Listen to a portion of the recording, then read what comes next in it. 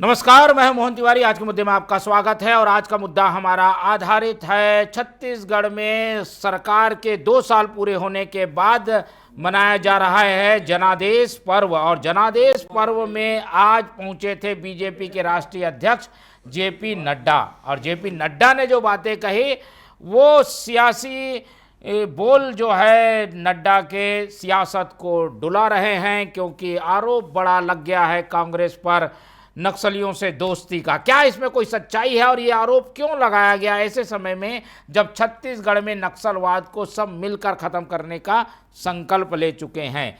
कांग्रेस पर यह आरोप और जेपी नड्डा का यह दौरा क्या कहता है, क्या इसके सियासी मायने हैं, इसी पर चर्चा करेंगे। सबसे पहले आपको सुनाते हैं क्या कुछ सियासत में घटा है आज जनादेश पर्व के अवसर पर।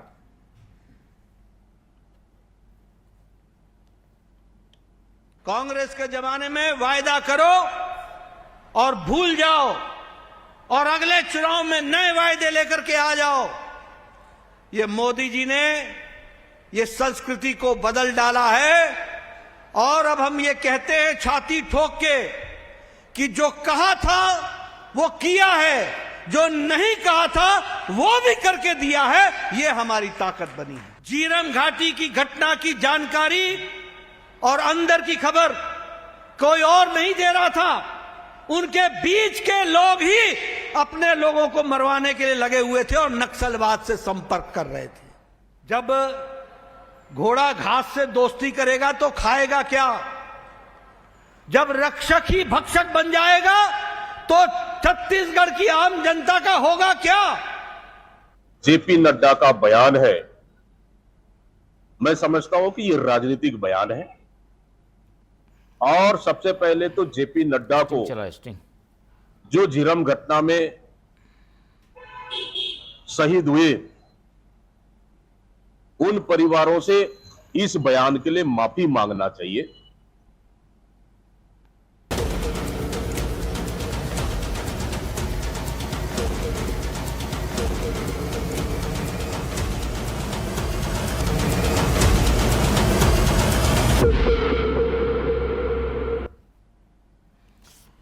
तो आपने सुना किस तरीके से सियासी बोल सुनने को मिल रहे हैं और ये बयान छत्तीसगढ़ के संदर्भ में जरूर दिया गया है, लेकिन राष्ट्रीय स्तर पर इसकी गूंज सुनाई दे रही है, क्योंकि राष्ट्रीय अध्यक्ष जेपी नड्डा के द्वारा कांग्रेस पर बोला गया अब तक का ये कड़ा प्रहार है।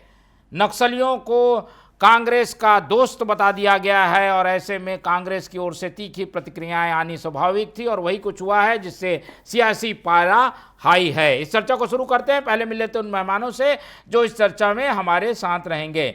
हम बहुत स्वागत करेंगे।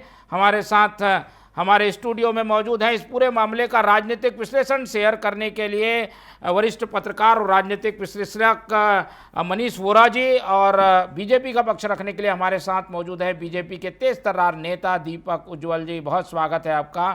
कांग्रेस का पक्ष रखेंगे कांग्रेस के जिला अध्यक्ष श्री कुमार मेनन जी। तो ये जैसे कि हमने बताया कि क्या प्रतिक्रिया मिली है, किस तरीके की तीखी आलोचना हुई है, एक एक करके समझने की कोशिश करते हैं कि आखिर क्या हुआ है, इसके पीछे की वजह क्या है। तो सबसे पहले बीजेपी से ही शुरुआत करते हैं। ऐसा अवसर जब खुशी मनाने का है, जनादेश पर्व है, जनादेश पर्व में क्या क्या 2 साल में किया ये सरकार बता रही है, लेकिन ऐसे अवसर पर कांग्रेस को निशाने पर लेके जो बातें कही गई वो चर्चा में आ गई है। दीपक जी, क्या इसकी वजह है? क्या कोई सियासी मायने निकाले जाएं इस बयान के? मोहन जी, सबसे पहले तो हमको ये समझना पड़ेगा कि झीरम घाटी निसंदेह एक दर्दनाक हृदय विदारक घटना थी और इस घटना में जिनकी मृत्यु हुई, जिन्होंने शहादत दी छत्तीसगढ़ राज्य के लिए, वो सिर्फ कांग्रेस के नेता नहीं थे, वो छत्तीसगढ़ के लाल भी थे। आदरणीय अनंत कुमार पटेल जी, उनके सुपुत्र बस्तर टाइगर महेंद्र कर्मा जी, कद्दावर नेता विद्याचरण शुक्ला जी, ये वो नाम थे जिन्होंने छत्तीसगढ़ की दशा दिशा भी तय की है एक समय पे। तो बहुत ही हृदय विदारक घटना थी झीरम घाटी। पर इस घटना के ठीक बाद जो माहौल बना, कांग्रेसी नेताओं ने जो एक दूसरे पे आरोप लगाने चालू किए। पहला तो एक अफवाह उड़ाई गई, एक भ्रम फैलाया गया कि एक नेता थे कांग्रेस के, अभी दिवंगत हो चुके हैं, मैं सदा प्रणाम करता हूं, उनका नाम नहीं लेना चाहूंगा, कि वो इस काफिले में क्यों नहीं थे, वो हेलीकॉप्टर से क्यों आए, ये क्या पूर्व नियोजित षड्यंत्र था कि वो इस काफिले में नहीं रहेंगे, और सबको ये बात मालूम है, जग जाहिर है। उसके बाद एक वीडियो वायरल हुआ जिसमें उस समय के केंद्रीय मंत्री चरणदास महंत जी और उस समय के बस्तर के नेता कवासी लखमा को ऐसे करते हुए, बिल्कुल चमकाना जिसको बोलते हैं छत्तीसगढ़ में हम लोग, मारने की बिल्कुल ऐसा करते हुए कि उनको वहाँ पे तू क्यों लेके चला गया था, ये एग्जैक्ट वर्ड से, क्यों लेके गया था वहाँ पे। और कवासी लखमा डरते डरते बोल रहे हैं कि नहीं मैं नहीं लेके गया था वहाँ पे, तो बोल रहे हैं कि जब तू प्रतिनिधि था तो तेरे रहते ऐसी घटना कैसे हो गई। उसके बाद बिल्कुल इंट्रोगेशन चल रहा था, उसके बाद वो जेब से एक चिट निकालते हैं, कुछ भी बात सुनाने की, उसके बाद एक चिट निकालते हैं, वो जो आएंगे चिट निकालते हैं और उनको चेक करते हैं। उसके बाद उनको हिदायत देते हैं, चेतावनी देते हैं कि पत्रकारों से इस बारे में कोई बात नहीं करना है। नहीं तो ये वीडियो सबने देखा है। इसके बाद ये सवाल, ये शंका जग जाहिर थी कि आखिर झीरम घाटी से किसको फायदा हुआ, कौन प्रदेश अध्यक्ष बने, कौन नेता प्रतिपक्ष बने, कौन मुख्यमंत्री बन गए। क्योंकि अगर ये घटना नहीं होती तो शायद जो बाद में प्रदेश अध्यक्ष बने, बाद में मुख्यमंत्री बने, शायद नहीं बन पाते। तो ये सवाल उठाना लाजमी है। दूसरा, पूरे 5 साल भूपेश बघेल जी कहते रहे कि झीरम घाटी का जो सबूत है मेरी जेब में है।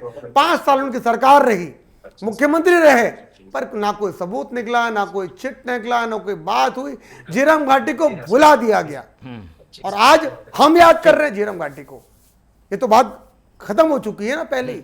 पर आदरणीय नड्डा जी जो यहाँ के प्रभारी भी रहे हैं, फिर राष्ट्रीय अध्यक्ष हैं अभी हमारी पार्टी के, इतने बड़े पद के नेता अगर कोई बात बोल रहे हैं तो आने वाले समय की ये सुगबुगाहट है। जरूर ऐसा कुछ शायद हुआ है जिसके कारण उनको बयान देना पड़े, और ये बात तो कांग्रेस को आंसर करना चाहिए, ये रिस्पांस कांग्रेस की तरफ से आना चाहिए कि झीरम घाटी का सच क्या था। ये बात कांग्रेस को बतानी चाहिए। ठीक है, चलिए, तो ये एक बयान तो है, इसके पीछे के तथ्यों को अभी खंगालना पड़ेगा, लेकिन राजनीतिक रूप से थोड़ा वेटेज लेते हुए बीजेपी इस पे दिखाई दी। श्री कुमार जी, इस तरीके के आरोप, एक तो जनादेश पर वो मनाकर ये बता रहे हैं उपलब्धियां, दूसरी तरफ विपक्ष को हाशिए पे भी रख रहे हैं, उनको आड़े हाथों भी ले रहे हैं। क्या कहेंगे जेपी नड्डा के इस पूरे बयान पर? कांग्रेस क्या करने वाली है आगे? कुछ इस पर प्रतिक्रियाएं और आएंगी क्या? सबसे पहले तो जेपी नड्डा जी की गिरफ्तारी होनी चाहिए, और गिरफ्तारी करके जेपी नड्डा से पूछना चाहिए क्या उनके पास ऐसी जानकारी है जो सुरक्षा एजेंसियों को नहीं है, जो किसी को नहीं मालूम है, चाहे सीबीआई हो, चाहे वो पुलिस हो, स्टेट पुलिस हो, किसी को नहीं मालूम है। ऐसी कौन सी जानकारी है जेपी नड्डा के पास में जिसको लेकर जेपी नड्डा जी ने आज इस बात को की है? आज वो आते हैं जनादेश पर मनाने के लिए। किस जात के जनादेश पर मनवाने आ रहे हैं? पूरा छत्तीसगढ़ आज परेशान है, महंगाई से परेशान है, किसान परेशान है, चाहे वो उनको खाद ना मिलने के कारण हो, चाहे उनके आज धान बिकने पाने के कारण, टोकन नहीं मिल पाने के कारण, हर मामले को लेकर मजदूर परेशान है। हजारों लोग स्ट्राइक कर रहे हैं फैक्ट्रियों के सामने में, अडानी की फैक्ट्रियों के सामने। उसके बारे में नड्डा जी को बात करना चाहिए। सुई खदान में हजारों लोग सड़क पर आके लड़ रहे हैं कि वहां पर हम लोग श्री सीमेंट को लगने नहीं देंगे, उसके बारे में बात करना चाहिए। जंगल काल कटे जा रहे हैं नगरनार, सरगुजा और बस्तर के अंदर में, उसके बारे में बात करना चाहिए जेपी नड्डा जी को। वो झीरम कांड की बात कर रहे हैं, और कब कर रहे हैं मोहन जी? जब हिडमा की मौत हो जाती है। हिडमा को कहा जाता है कि हिडमा इसके पीछे था, झीरम कांड के पीछे में था, रमन सिंह जी की सरकार थी। रमन सिंह जी की सरकार में अगर हिडमा के कारण ये मौत होती है, और हिडमा की अभी जब मौत हो जाती है उसके बाद ये आरोप लग रहा है, कहीं ना कहीं ये बात साबित करता है कि षड्यंत्रों के पीछे रमन सिंह की सरकार या घोषित रूप से भाजपा के लोगों का हाथ था। आज ये बात साबित करने का प्रयास कर रहे हैं कि कांग्रेस के लोगों दिग्भ्रमित करने का प्रयास कर रहे जनता को। भाई किस आधार पे बोल रहे हैं कि ये नेता ऐसा बोला, वो नेता ऐसा बोला, कहानी बनाने का प्रयास कर रहे हैं। तो मेरा स्पष्ट रूप से आरोप है कहीं ना कहीं बड़ा षड्यंत्र, सियासी षड्यंत्र सरकार बनाने के लिए उस दौर के केंद्र सरकार, जो मोदी जी की सरकार थी, उस समय मनमोहन सिंह जी की सरकार थी, लेकिन राज्य के अंदर में जब इनकी सरकार थी, रमन सिंह जी की सरकार, उस दौर में ये घटना हुई थी। और उस घटना के अंदर में कहीं ना कहीं इन्वॉल्वमेंट ऐसे लोगों का था। अगर सच इनको मालूम था किसी प्रकार का, ये इतने दिन क्यों बैठे? 12 साल से इनकी सरकार है, मोदी जी की सरकार, सीबीआई सब कुछ, ईडी सब कुछ इनके पास है। क्यों ये बातें आज तक नहीं? हिडमा की मौत के बाद ये बात कैसे आ रही है? हिडमा इस बात की सच्चाई को जानता था कि किसके इशारे पर उसने हत्या की थी, किसके इशारे पर की थी। आज झूठे तथ्यों के आधार पर बिना बेसिर पर बातें, वो भी राष्ट्रीय अध्यक्ष रहे हुए व्यक्ति जेपी नड्डा जी, इस बात से आश्चर्य लगता है कि वो राष्ट्रीय अध्यक्ष पद पर कैसे थे वो इतने दिन तक। अभी भी है, आज ठीक ठीक। अभी भी है भाई, अभी भी है, वही बात है ना। हटे आज नहीं है। कायदे से उनकी गिरफ्तारी होनी चाहिए कि वो बताए, साजी की जहां से छत्तीसगढ़ से जाने से पहले उनको बता के जाना चाहिए कौन से तथ्य उनके पास है, कौन लोगों ने हत्या की थी, कौन मिले हुए थे, स्पष्ट करना चाहिए। ये असमंजस की स्थिति क्यों ला रहे? ठीक है, अगर उनके पास कोई तथ्य है, कोई बातें जी। हैं, सीबीआई ईडी हमको तो मालूम है झूठे केस बनाने में माहिर है, लेकिन उसके बाद भी उनके पास अगर कोई तथ्य उस बात को बाहर लाए। और जब हिडमा की मौत हो जाती है उसके बाद इस बात को कर रहे हैं, कहीं ना कहीं एक दिल्ली में बैठ के और यहाँ पर नक्सली गतिविधियों के बाद में एक केस बना के, एक स्टोरी बना के लोग प्रेजेंट करने का प्रयास कर रहे हैं, चाहे छत्तीसगढ़ के अंदर जनता के बीच में और देश की जनता के बीच में कोई बात लाई जाए। ठीक है। करीब 13 साल बाद इस तरीके के मुद्दे को उठाने के पीछे की क्या कहानी है वो भी हम समझने की कोशिश करें। पहले मनीष जी से समझने की कोशिश करते हैं कि पॉलिटिकल एक मैसेज देने की कोशिश है। जब नक्सलवाद खत्म हो रहा है मनीष जी, तब बीजेपी ऐसे आरोप लगा रही है, तो नक्सली तो निशाने में है ही हैं, उनके निशाने में कांग्रेस भी आ गई है। क्या वजह हो सकती है ये कहने के पीछे? देखिए, निश्चित रूप से एक चीज़ ये तय है कि छत्तीसगढ़ में नक्सलवाद को लेकर के बहुत लंबे समय से बातें होती आई है और पिछले कुछ समय से इस बात को कहने में मुझे कोई गुरेज नहीं है कि भारतीय जनता पार्टी की सरकार आने के बाद नक्सलियों के खिलाफ आक्रामक रुख अख्तियार किया गया और उसके बाद अब परिस्थितियां छत्तीसगढ़ की जो है बदली हुई नजर आती हैं। पहले ये होता था कि नक्सली जो है वो लगातार हमले करते थे और सरकार उनसे बोलती थी कि नहीं नहीं आप मुख्य धारा में शामिल हो जाइए, आप बैलेट के साथ में आइए, बुलेट छोड़िए, इस तरीके की बातें करती थी, मगर ये होता नहीं था। अब स्थितियां बदल गई है। अब जो है नक्सली ये कहते हैं कि हम जो है सरेंडर करना चाहते हैं, हम मुख्यधारा में शामिल होना चाहते हैं, आप जो है सीज फायर करिए, आप हमको राहत दीजिए, इस तरीके की बातें हो रही है। ये परिस्थितियां बदली है। तो इन बदली हुई परिस्थितियों के बीच में भारतीय जनता पार्टी के राष्ट्रीय अध्यक्ष और वर्तमान में केंद्रीय मंत्री भी हैं जेपी नड्डा जी आकर के यदि ये बयान दे रहे हैं तो निश्चित रूप से उसके पीछे कुछ न कुछ होगा जो वो बताना चाह रहे होंगे। और नक्सली हमले को लेकर के यदि छत्तीसगढ़ की बात करें, विशेषकर कांग्रेस की बात करें, तो निश्चित रूप से कांग्रेस पार्टी ही नहीं, भारतीय जनता पार्टी ने भी नक्सली हमले में अपने बहुत सारे नेताओं को खोया है, लेकिन कांग्रेस ने तो अपनी पूरी की पूरी एक पीढ़ी, एक पूरा बोलना चाहिए कि एक कैडर जो है वही खत्म हो गया था उनका। तो उसके बाद में कांग्रेस इस दर्द को जानती है, तो उस समय इस बात को लेकर के आना और झीरम हमले की बात को उठाना निश्चित रूप से इस बात की ओर इशारा कर रहा है कि कहीं ना कहीं कुछ ऐसा है जिसको जनता के सामने लाना आवश्यक है। और दूसरी चीज देखिए, इसमें भारतीय जनता पार्टी और कांग्रेस दोनों की बात यदि मैं करूं तो झीरम के सच को लेकर के दोनों ही दल ये बात कह रहे थे कि हम सच सामने लेकर के आएंगे, मगर भारतीय जनता पार्टी की सरकार भी रही, उसके बाद कांग्रेस की सरकार भी रही, मगर दोनों सरकारों के रहने के बाद और तमाम जांचें होने के बाद भी उन जांचों की रिपोर्ट किसी भी रूप में पब्लिक पोर्टल में नहीं आ पाई। क्यों नहीं आ पाई? सबसे बड़ा सवाल ये, उसका सच क्या है? उन लोगों को न्याय कब मिलेगा जिनके परिजन इसमें शहीद हुए हैं, चाहे वो किसी भी राजनीतिक दल के हों? यदि जो लोग उनमें शहीद हुए हैं उनको न्याय कब मिलेगा? कहा जाता है ना कि न्याय में देरी भी अन्याय के समान है। तो निश्चित रूप से मुझे लगता है आज उन परिवारों के साथ में अन्याय हो रहा है जिनके परिजन जो है उसमें शहीद हुए थे। तो इस बात को समझना होगा और दोनों ही राजनीतिक दल को अपनी राजनीतिक प्रतिबद्धता से ऊपर उठ करके इस दिशा में काम करने की आवश्यकता है कि झीरम का सच क्या था वो निश्चित रूप से पब्लिक डोमेन में आना चाहिए। जो जांच कमेटियां बनी थी उन जांच कमेटियों ने क्या रिपोर्ट दी, चाहे वो कांग्रेस के शासनकाल में बनी हो चाहे बीजेपी के शासनकाल में बनी हो, उनकी रिपोर्ट भी सार्वजनिक की जानी चाहिए ताकि जनता को ये पता चल सके। क्यों कह रहे होंगे? इसके पीछे क्या लॉजिक लगता है? कुछ पॉलिटिकल माइलेज लेना चाह रहे हैं क्या? इससे फायदा होगा इसलिए ऐसा कहा जा रहा है क्या? देखिए, मुझे नहीं लगता कि झीरम की बात को लेकर के अब कोई बहुत बड़ा फायदा भारतीय जनता पार्टी को करिए ना हो सकता है। ठीक है, जी नाम को ठीक करवाया करिए। आप जब नाम बुलाते हैं यहाँ पे डिबेट में, नाम जी, को जी। ठीक करवाया करिए। जी, लिखा है, करवा रहे हैं इसको जी, ठीक है। जी, तो इस प्रकार की जो बातें निकल करके आती हैं, इसमें ऐसा कुछ मुझे नहीं लगता कि कोई बहुत बड़ा राजनीतिक माइलेज झीरम को लेकर के भारतीय जनता पार्टी को मिल सकता है। ठीक है, ठीक है। तो एक बड़ा फायदा मिल सकता है ऐसा लगता है, पर ये तो राजनीति है, इसमें कुछ भी आकलन अभी तुरंत रूप से कहा नहीं जा सकता। लेकिन उंगलियां बीजेपी की ओर भी उठ रही हैं कि ऐसे समय में जब 2 साल पूरे हुए हैं, जेपी नड्डा जी आ रहे हैं और एक कांग्रेस की छवि को धूमिल करने की इस तरीके की बातें कही है, तर्क और कुछ तथ्य नहीं है, ये बात बार बार उठ रही है। मोहन जी, मैं आपको लगातार वो इंसिडेंट्स बता रहा हूं जिन्होंने इंगित किया है कि कांग्रेस की दोस्ती कैसे रही है नक्सलियों के साथ। झीरम घाटी के तुरंत बाद बिलासपुर में एक प्रेस कॉन्फ्रेंस हुई थी जिसमें राहुल गांधी जी ने पब्लिकली एक्सेप्ट किया था कि झीरम घाटी में नक्सलियों का हाथ नहीं है। तो जिस तरह से श्री कुमार मेनन जी बोल रहे हैं कि नड्डा जी के पास कौन सा सबूत है, मैं चाहूँगा राहुल गांधी जी वो सबूत ला के दे दे कि झीरम घाटी में अगर नक्सलियों का हाथ नहीं था तो किसका था। जब उनको पता था कि इसका नहीं है तो ये भी पता होगा कि किसका हाथ है।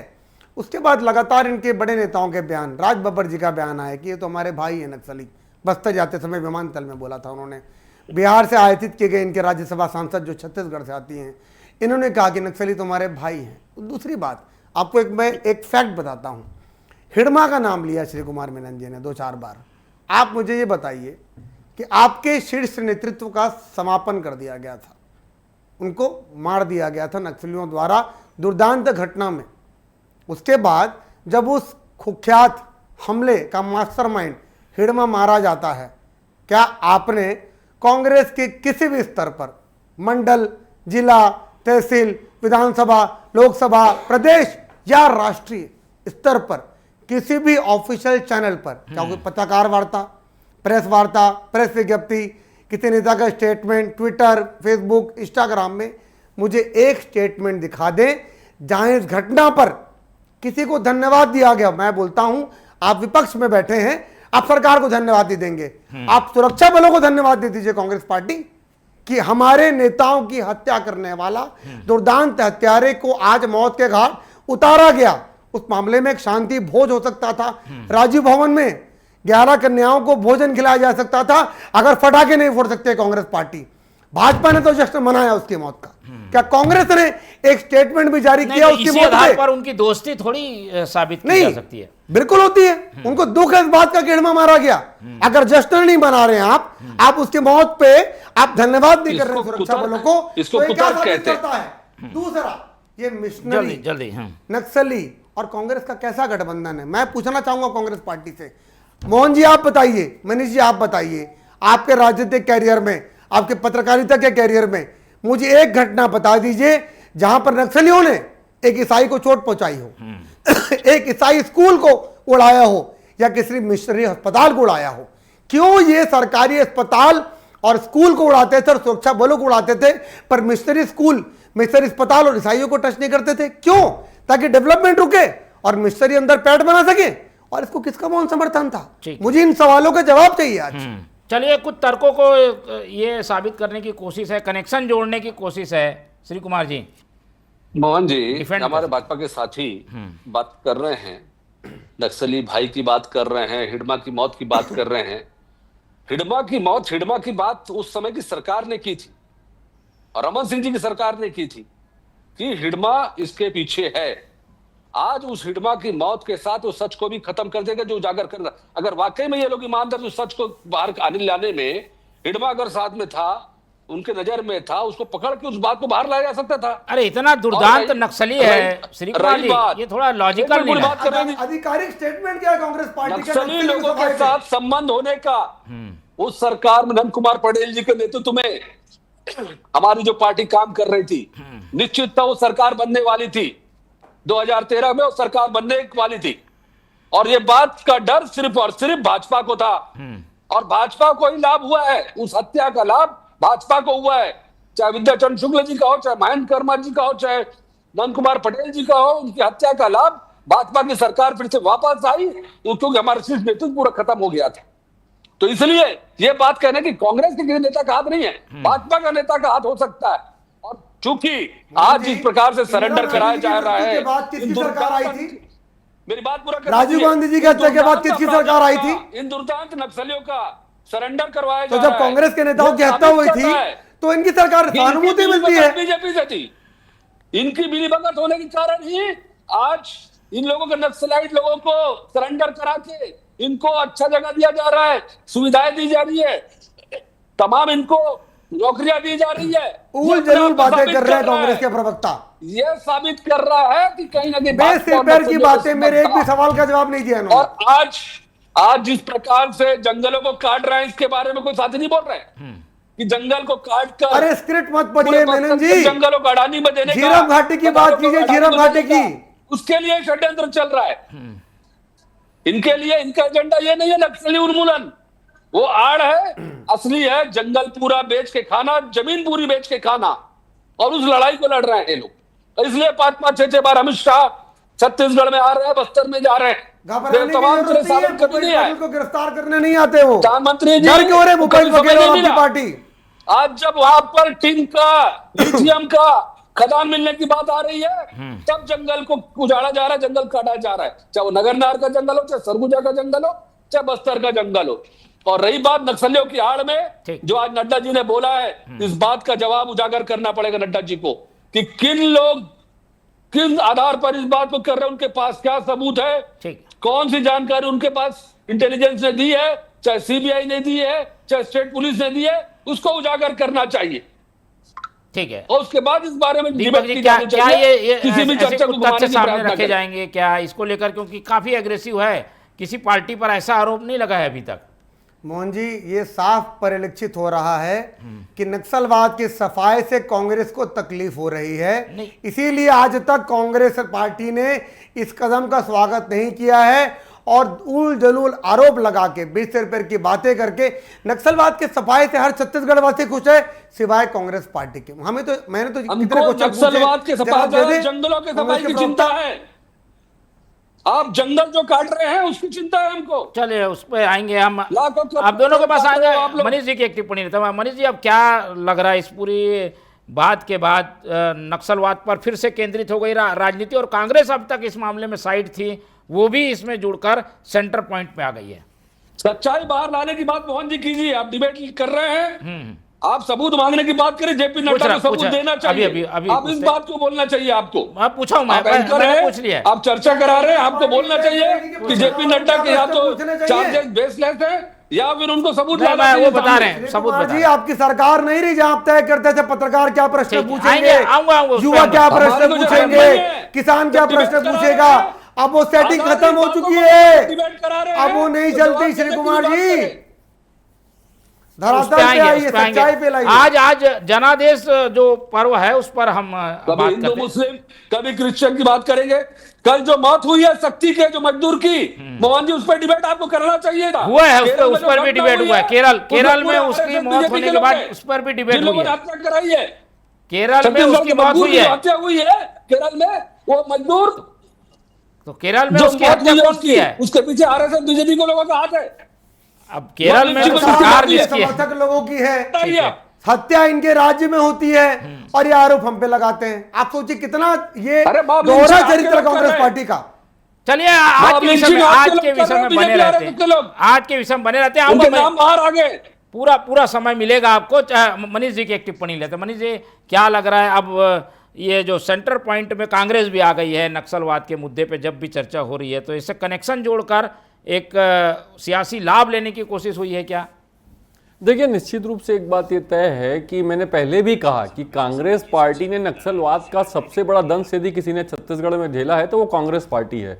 और कांग्रेस जब नक्सलवाद की बात होगी तो निश्चित रूप से सेंटर में आएगी और वो इस बात पर अपने विचारों को रखेगी और अभी भी रख रही है। देखिए, कांग्रेस के लिए यदि हम बात करें तो निश्चित रूप से छत्तीसगढ़ में कांग्रेस नक्सलवाद को लेकर के मुझे लगता है कि क्लोज डोर मीटिंग हुई थी एक विधानसभा की, जिसमें बहुत सारी चीजें तय हुई थी, लेकिन उसके बावजूद भी आप देखिए नक्सलवाद को लेकर के जितनी भी चीजें हुई हैं, लेकिन एक चीज ये जरूर है कि आज यदि राजनीतिक इच्छा शक्ति का प्रदर्शन करके भारतीय जनता पार्टी नक्सलवाद के खात्मे की तरफ लेकर के छत्तीसगढ़ को यदि जा रही है तो मुझे लगता है उसका स्वागत करना चाहिए। उसमें कहीं बाकी चीजें जो हो रही, देखिए आप उसका विरोध करिए, जनता के साथ जाइए, जनता के साथ खड़े रहिए, जंगलों के कटने का विरोध करिए, उसमें वहां के जो आदिवासी उनके साथ कांग्रेस खड़ी हो, इससे कहीं कोई दिक्कत नहीं है और होना भी चाहिए, क्योंकि वो विपक्ष में है और ये उसकी जिम्मेदारी भी बनती है कि सरकार को वो आईना दिखाए और इस बात को बताए कि आप क्या करने जा रहे हैं। लेकिन इसके साथ साथ यदि नक्सलवाद का खात्मा छत्तीसगढ़ से हो रहा है और छत्तीसगढ़ में शांति बहाली हो रही है तो उसका भी स्वागत आपको करना चाहिए। और रही बात इसको लेकर के राजनीतिक नफे और नुकसान की, तो देखिए निश्चित रूप से छत्तीसगढ़ में सरकार का बनना और बिगड़ना मुझे लगता है वो दो चीजों पर निर्भर करता है। एक तो नक्सलवाद है और दूसरा उसके केंद्र में होते हैं किसान और धान का समर्थन मूल्य। तो इसमें दूसरा जो मुद्दा है नक्सलवाद, जिस पर हम आज चर्चा कर रहे हैं, निश्चित रूप से उस पर यदि बात होगी तो मुझे लगता है कि कांग्रेस पार्टी का स्टैंड जो है वो निश्चित रूप से सेंटर में ही दिखेगा। ठीक है, वो तो सेंटर में तो इन्होंने ला दिया, लेकिन कारण जो है वो बार बार कांग्रेस भी पूछेगी और ये सवाल हम भी पूछेंगे। दीपक जी, ऐसे कोई ठोस कारण बताइए, क्योंकि ऐसे मुहाने पे छत्तीसगढ़ खड़ा है जब नक्सलवाद खत्म हो रहा है, अब आप उनको दोस्त बताकर नक्सलियों के समकक्ष ही साबित करने की कोशिश कर रहे हैं कांग्रेस को। एक प्रश्न पूछूंगा मोहन जी, कांग्रेस पार्टी इसका जवाब दे दे। सबसे बड़ा सबूत आपको देने जा रहा हूं मैं। मुझे आज तक मध्य प्रदेश, छत्तीसगढ़ और राष्ट्रीय एक भी मैनिफेस्टो दिखा दीजिए कांग्रेस पार्टी का जिसमें उन्होंने नक्सलवाद के खात्मे की बात की है। अरे दोस्ती नहीं है तो क्या है? हमारे हर संकल्प पत्र में वादा रहता है कि हम नक्सलवाद के नासूर का सफाया करेंगे। कांग्रेस पार्टी जानती है कि छत्तीसगढ़ के बस्तर क्षेत्र की सबसे बड़ी समस्या नक्सलवाद है। आज तक मैनिफेस्टो में किसी नेता का बयान बता दीजिए जिसमें उन्होंने कहा हो कि हम नक्सलवाद का खात्मा करेंगे, सफाया करेंगे, उनको जान से मारेंगे और बुलेट का जवाब बुलेट से देंगे। हमारे गृहमंत्री तो कहते हैं 31 मार्च तक खत्म करके दिखाएंगे। उनके कौन से गृहमंत्री ने, कौन से मुख्यमंत्री ने, कौन से प्रधानमंत्री ने ये बयान दिया? मुझे दिखा दीजिए, मैं अपने शब्द वापस ले लूंगा। ठीक है श्री कुमार जी, जल्दी इसे जवाब दे दीजिए। कुछ ऐसी चीजों को तर्कों के रूप में रखा जा रहा है, इसको कैसे देखती है कांग्रेस? देखिए ये बेतुके तर्क हैं, घोषणा पत्र की बात है, ये प्रशासनिक काम होता है, प्रशासनिक काम होता है, किसी भी शासन का, राजनीतिक किसी भी काम होता है, वर्किंग मैनिफेस्टो। का एक क्लियर है।